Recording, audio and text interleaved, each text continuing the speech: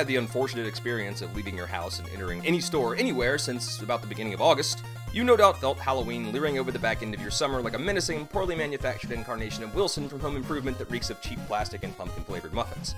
And while decades of this ludicrous oversaturation have eroded the love for Halloween held in my ever more cynical adult mind, about 2 weeks out from the day of, these facts recede, and my inner child looses his shackles to go on a rampage. Spooks, specters, ghosts, goblins, monsters, fall leaves, jack-o'-lanterns, horror, blood, mayhem, destruction, and murder! These things become the backdrop for everything I do, including the games I play. And while I've lamented the dwindling number of quality horror titles in recent years, with a small number of notable exceptions, I'm actually happy about this unfortunate reality for once. Because if 2016 will be remembered for anything, it will be remembered as the year that augmented and virtual reality flooded the open market. Whether there's such a monumental success we all turn into this kid in 5 years, or such a spectacular failure that we feel like we're watching a SpaceX rocket attempt a vertical landing on a fuel refinery built out of reconstituted virtual boys, surely one or both of these technologies will make an early foray into the horror genre. Seems like a natural fit. And that's precisely the problem. Because when I think of this eventuality, I can't help but think of this image I saw on Reddit over the summer. Hey there, Lisa. Looking good as always. Yeah, you just mind scooching over just a little bit? The Roomba has like no idea what to do with you. And see, this is exactly the problem. Because while mine looks nothing like it, this is supposed to be someone's home. A home now haunted by a digital specter projected from the lenses of an AR headset akin to Microsoft's HoloLens. And I'm expected to, what? Voluntarily put one of these things on my head and just let this crazy bitch come on in and fucking hang out? Yeah, no, you can just go right over there, behind the psycho ghost demon you decided to beam directly onto your eyeballs and fuck yourself!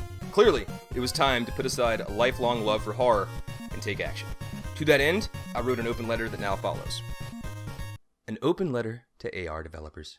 For the love of fucking God, do not turn my house into a level in a horror game. When I play one of these games on a traditional screen or monitor, it might scare the shit out of me, and I might not trust my TV for a few weeks, but I can still turn it off and leave the game world.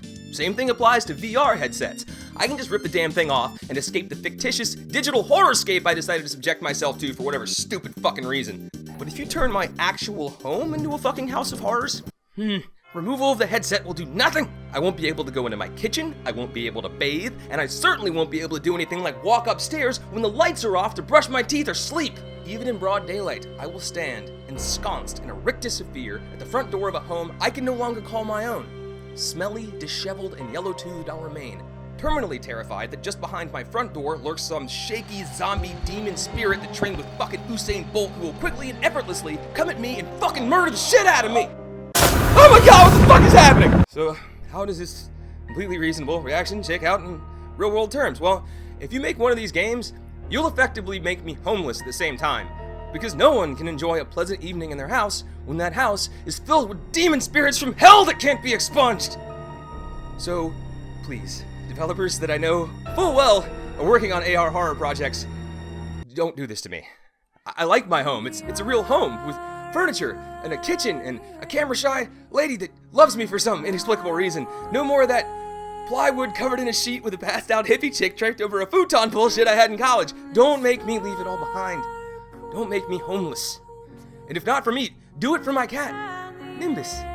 Because if you make these games, she'll starve to death inside the blackened, padlocked visage of a once comforting refuge because there's no fucking way in hell I'm going back in there. Thank you, Ned.